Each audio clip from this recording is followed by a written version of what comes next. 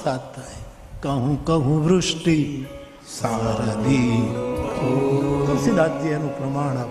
શરદ ઋતુમાં થોડો થોડો વરસાદ ઝાપટા પડતા હોય છે, એટલે વર્ષે વરસાદ એને આ બે ઋતુને એક કરી નાખે. 12 મહિનાનું સંવત્સર એ 12 સમિત, 5 ઋતુ 12 ને 5 17 સમિત, અને 3 લોક એને સમિત ગણ્યા. ઉપરનો લોક પૃથ્વી અને સાયણાચાર્ય અને સમિત. ઉપર સત્યલોક. સત્યલોક એટલે બ્રહ્મલોક. બ્રહ્મા સત્યલોકમાં રહે. સત્યલોક નારદજી લગભગ ત્યાં જ વધારે રહે. આમ તો ફેર્યા જ કરે નારદજી, એક જગ્યાએ રહેતા જ, પણ એને એમ થાય કે ઘરે આંટો માર્યો ત્યારે એ બ્રહ્મ. સત્યલોક નારદ, સત્યલોક એ બ્રહ્મલોક પર્યાય છે. સત્ય ને બ્રહ્મ પર્યાય છે. સત્ય એ જ પરમેશ્વર બાપુનો બોલ, ગાંધી બાપુ. મને એવું લાગે કે આ સત્યલોક છે ને એ ઉપર હોય. સત્ય હંમેશા ઉપર.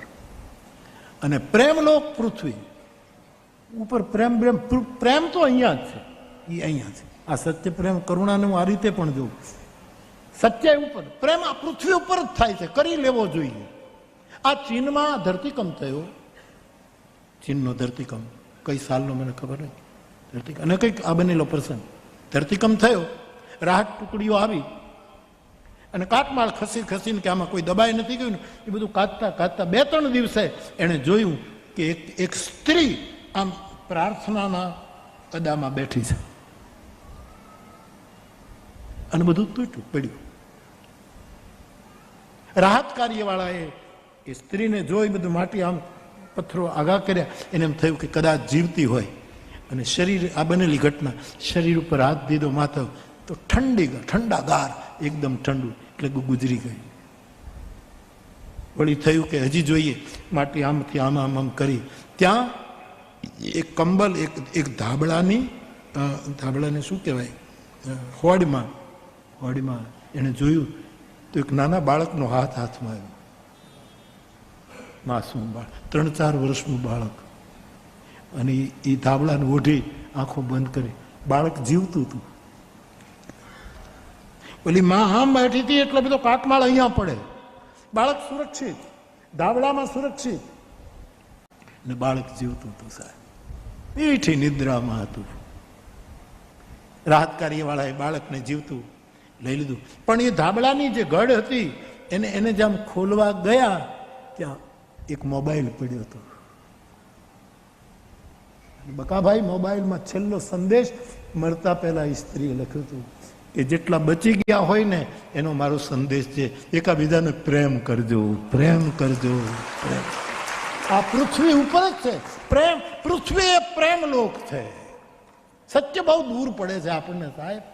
કોઈ ગાંધી જેવો પહોંચી શકે છે, પહોંચી નથી શકાતું એવું નથી, પણ ઉપરનો લોક છે. પ્રેમ લોક અહીંયા છે. આ આદિવાસી, મને બધા બહારથી બધા આવેલા ભાઈ બહેનો કે બાપુ અમે આદિવાસી, આ ભાઈ જે તીર્થવાસી છે એ બધા ભોળા લાગે છે. બધા તમારી વાત ઘણા ટકા સાચી છે. બધા ભોળા છે. આ પ્રેમ લોક છે. પૃથ્વી ઉપર પ્રેમ કરી લો. કેવો મોટો આવો મેસેજ તો બહુ વાયરલ થવો જોઈએ સાહેબ, કે બચી ગયા હોય એને હું આટલું જ કહીને જાઉં છું કે હું તમને ચાહું છું, હું તમને પ્રેમ કરું છું, હું તમને ચાહું છું. આવો એને મેસેજ કર્યો. તો સત્યલોક ઉપર, પ્રેમલોક આપણે જ્યાં રહીએ છીએ તે. અને પ્રેમલોક એટલે પૃથ્વી, અને પ્રેમલોકમાં પ્રેમ સભા એ આપણી સભા.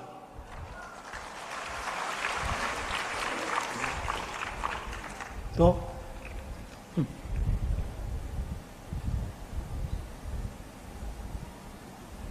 ઓશોના દરબારમાં ગોપાલદાસ નીરજે એકવાર કવિતા ગાઈ હતી. યહાં સંભલ કર આના જી. એનું તરન્નુમ કેવું હતું ગોપાલદાસ નીરજે. આ કારવા ભૂખા દેખતે રહે, એ તો એના લયમાં જે ગાતા, લોકો એની ફરમાઈશ જ કરતા કે નીરજ સાહેબ આ તમે ગાઓ, આ ગાઓ. ગુબાર દેખતે રહે और हम खड़े खड़े गुबार देखते रहे, जीवन जा रहा है, जीवन जा रहा है. ये मस्तों की प्रेम सभा है, यहाँ संभल कर आना जी. પ્રેમ લોક છે. અને તેથી રામકથા એ જ્ઞાન યજ્ઞ નથી, પ્રેમ યજ્ઞ છે. આ પ્રેમ અહીંયા જ થાય, ત્યાં થતો જ નહીં.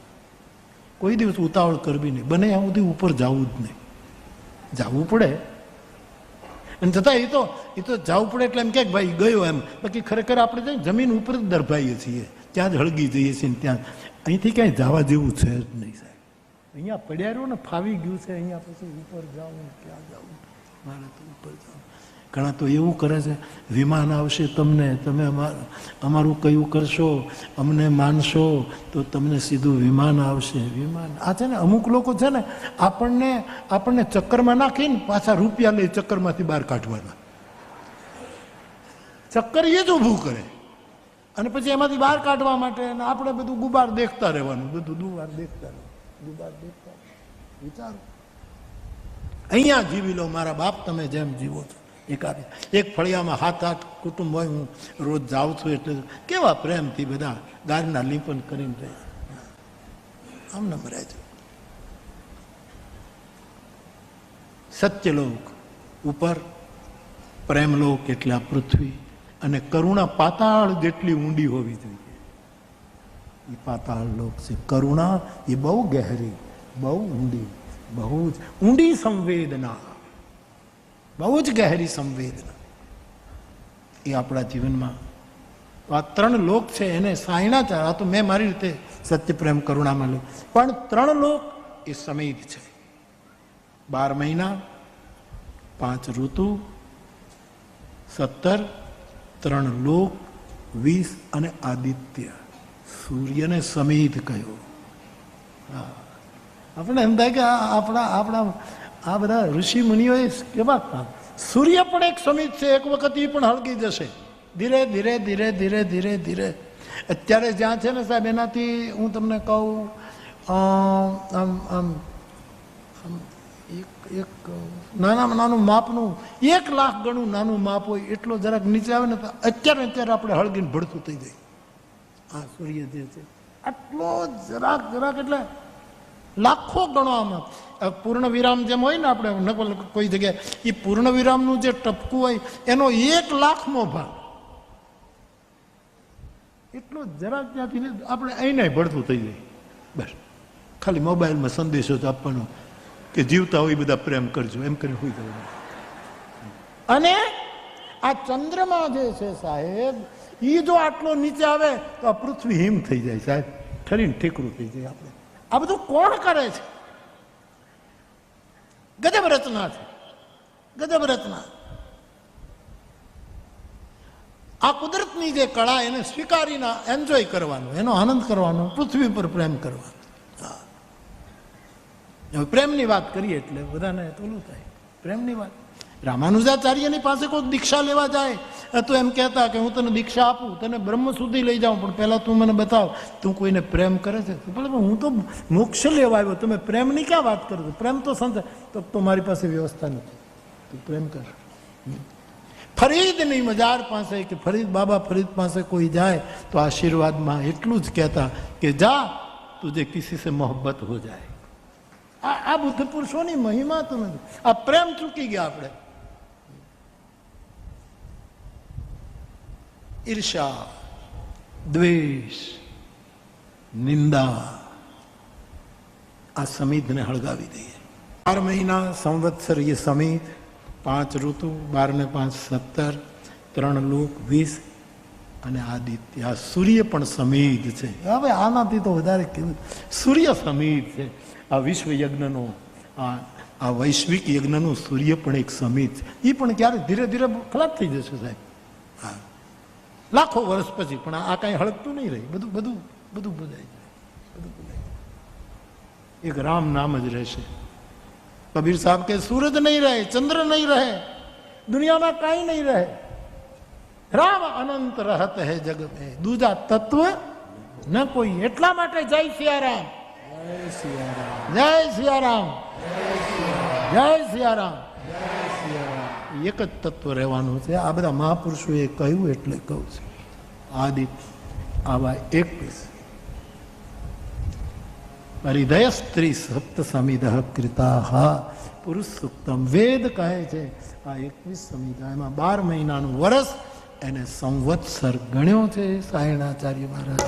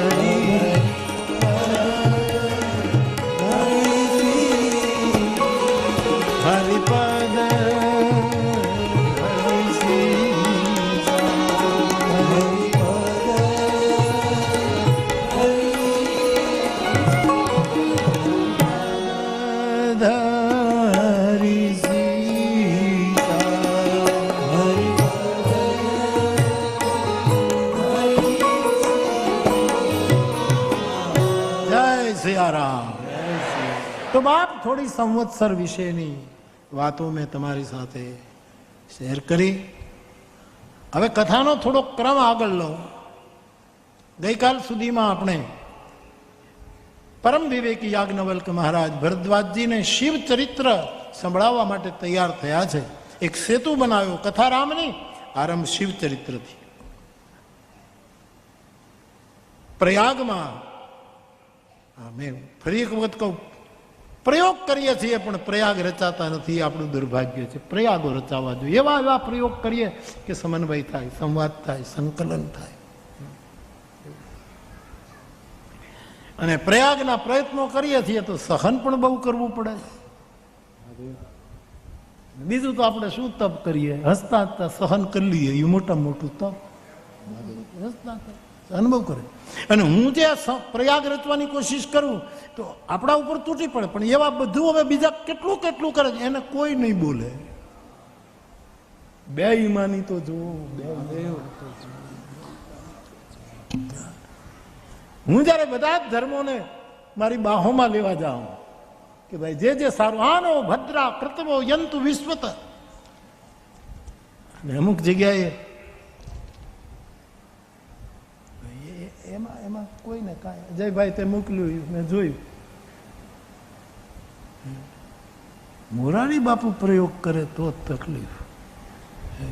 અને તકલીફ, સુભાષભાઈ બહુ સરસ વાત કરે, સુભાષભાઈ બહુ સરસ વાત કરે કે આપણે દુઃખી હોય ને તો 100 જણા આપણને પૂછવા આવે, કેમ છે હવે, કેમ હવે તો બે સારી છે, ખવાય ખવાય હુવાય હુવાય, કેટલી સંવેદના.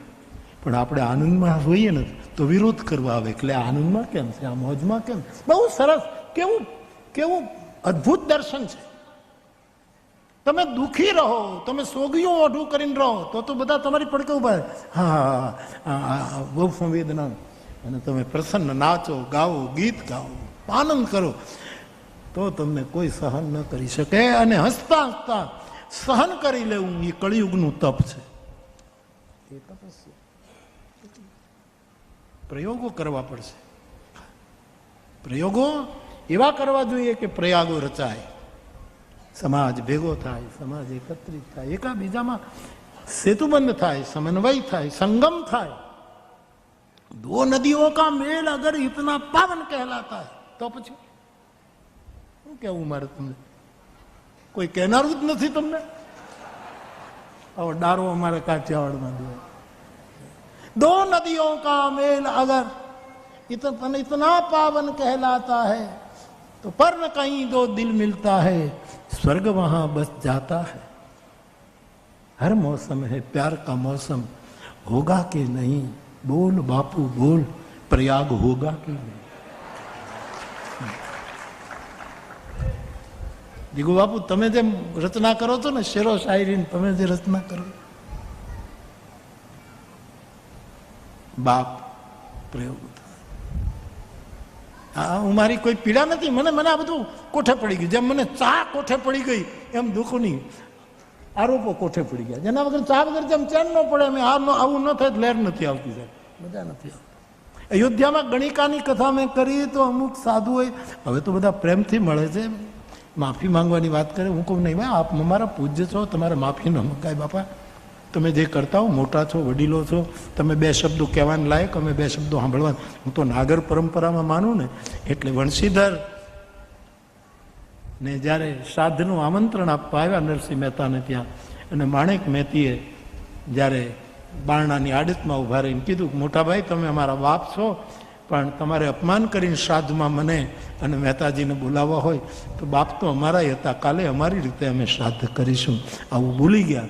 હા, ને સીધા અહંકારમાં નીકળી ગયા. મહેતાજી કીર્તનમાંથી ભાનમાં આવ્યા અને કીધું કે મહેતી, તમે કંઈક કહેતા હતા, કોની સાથે વાત કરી? મોટા ભાઈ આવ્યા હતા, અપમાન કરતા હતા. તમે બે જણા આવજો ને આટલી ચૂલો ખોદી નાખજો ને, આટલું અનાજ સાફ કરી નાખજો ને, આટલું આમ કરજો ને, તમે તો કોઈ દી બાપનું શ્રાદ્ધ કરતા જ નથી ને, આમ તો હું સગવડ છે એટલે કરું છું. આવું અપમાન કરીને આમંદ, એટલે મારાથી રહેવાયું નહીં. આ કીર્તન કરીએ છીએ કોઈ ગુનો છે? આ દામોદરની સેવા કરીએ છીએ આપણો અપરાધ છે? પછી હું એક સ્ત્રી છું એટલે મેં કીધું કે મોટા ભાઈ, અમે આવતીકાલે શ્રાદ્ધ અમારી રીતે કરી લઈશું. એ વખતે મહેતાના, નરસિંહ મહેતાના શબ્દો છે, મહેતી એ આપણાથી મોટા છે, એ આપણો બાપ છે. એ બે શબ્દો કહેવાને લાયક છે, આપણે બે શબ્દો સાંભળવાને લાયક. આમ આવી રીતે હૃદયથી આવી રીતે સ્વીકાર કરો. આમ આવી રીતે હૃદયથી આવી રીતે સ્વીકાર કરો. ગણિકાની કથા અયોધ્યામાં, વળી મને હું હજુ કે અયોધ્યા પસંદ કર્યું. બનેલી ઘટના જયભાઈ, એ લોકોએ ઠરાવ કરીને મને નાત બહાર મૂકી દીધું અને સાધુમાંથી બહાર કાઢ નાખું. કારણ કે હું કોઈ નાતમાં રહી શકું એમ જ નથી. એને પરમાત્મા એની પાસે નરસિંહ મહેતા નાત બહાર મૂકે. એ કોઈ વર્ણમાં, એક વર્ણમાં હમાય. નરસૈયો બધાનો, મોરારી બાપુ બધાનો. વર્ણમાં બંધાય એ સાધુ નહીં, નાત જાતમાં બંધાય એ સાધુ નહીં. મારી ગંગા સતી અમને શીખવી ગઈ. અમારે ક્યાં લાંબે જવાનું?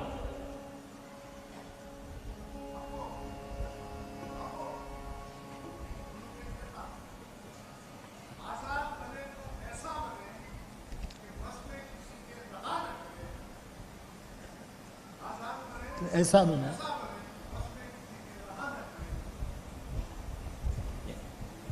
હું યાદ કરી લઈશ.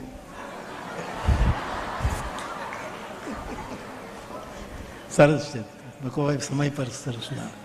વાહ. તો એનો કાગળ આવ્યો મારા ઉપર કે તમને સાધુ સમાજમાંથી તમને કાઢી મૂકવામાં આવે. હું આઝાદ થઈ ગયો. એક પંક્તિ હું ગાયા કરું છું, સુરભ. મીઠા મધુરા મન ગમતા પણ બંધન અંતે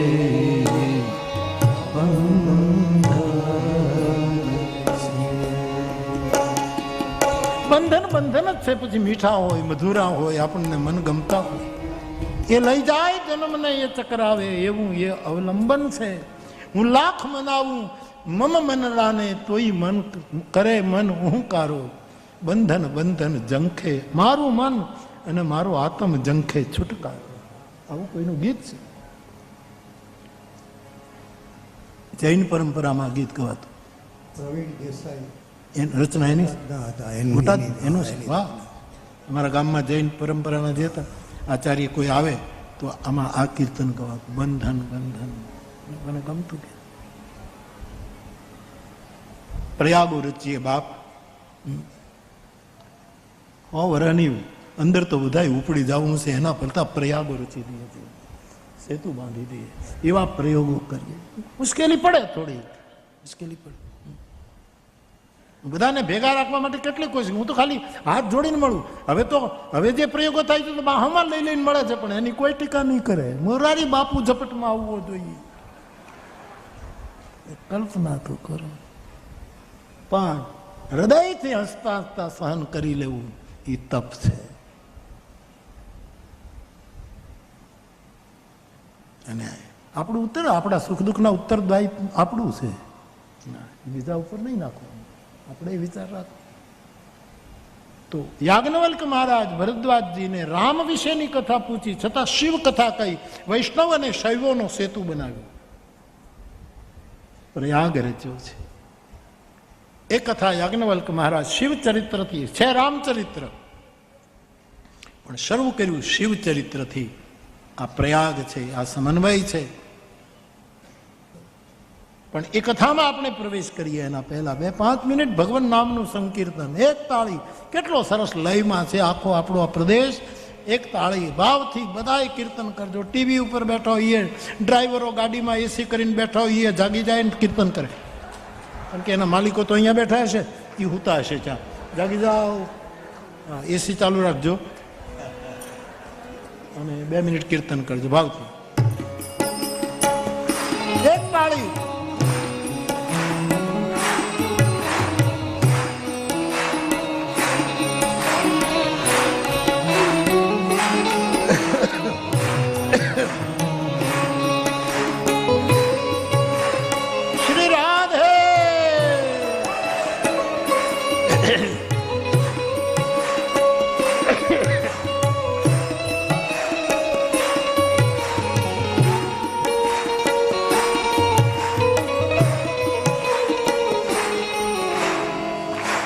લગભગ 1 વર્ષ પછી 90% આદિવાસી વિસ્તારમાં સોનગઢમાં આવવાનું છું.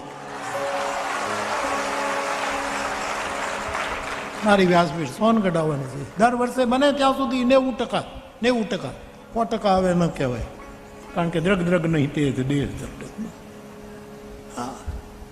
હરીશભાઈ ગાય ને ઓલું, પોળા રે પથારા બહુ પાથર્યા, સમજીને લેજો હંકેલી, કોટરે કાયાના બેલી હવે ખળભળ્યા.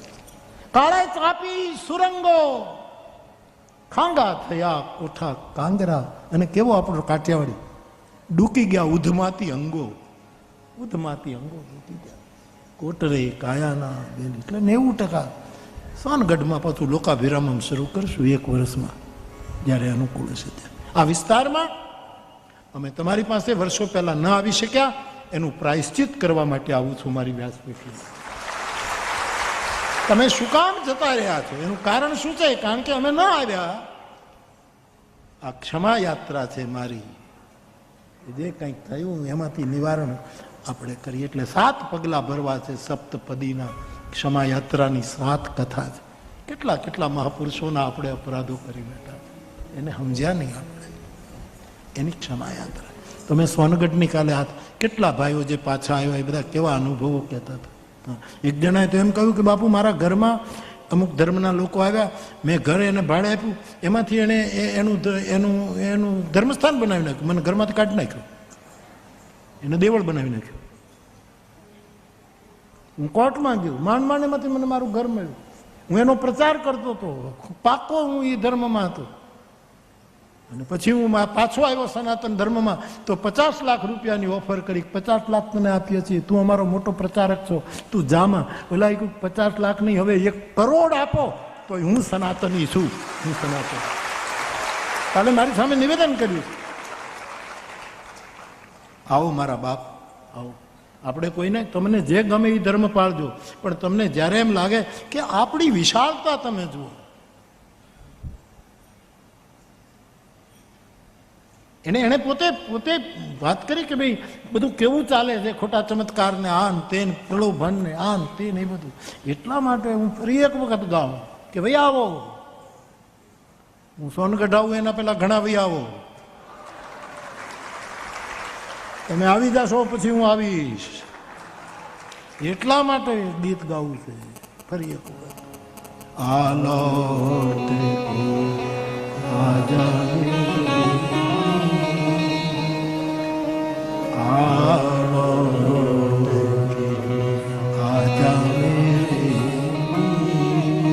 तुझे मेरे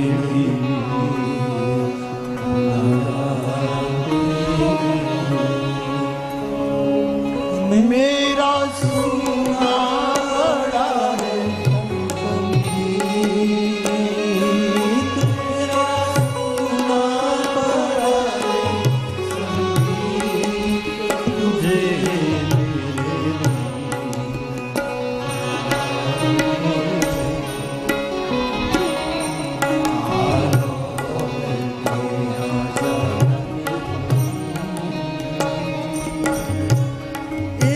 पल है हंसना, एक पल है रोना, कैसा है जीवन तेरा, एक पल है मिलना, एक पल बिछड़ना, ये दुनिया है तो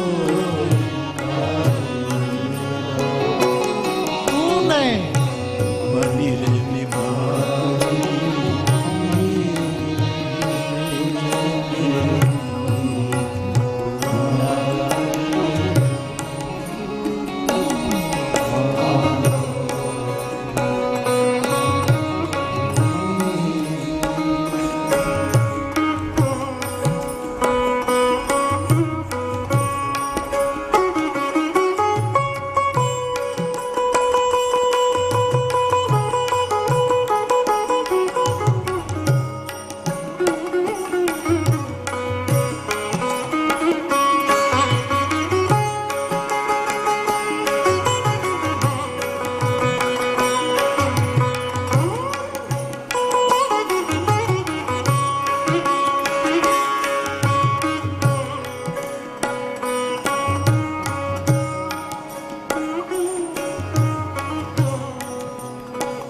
તો બાપ 1 વર્ષ પછી 90% સોનગઢમાં મળવાના છીએ આપણે. હજી તો 5 દિવસ મળવાના જ છીએ, એટલે તમે નીકળી જતા નહીં. હજી આપણે 6 દિવસ બેસવાનું છે સાહેબ.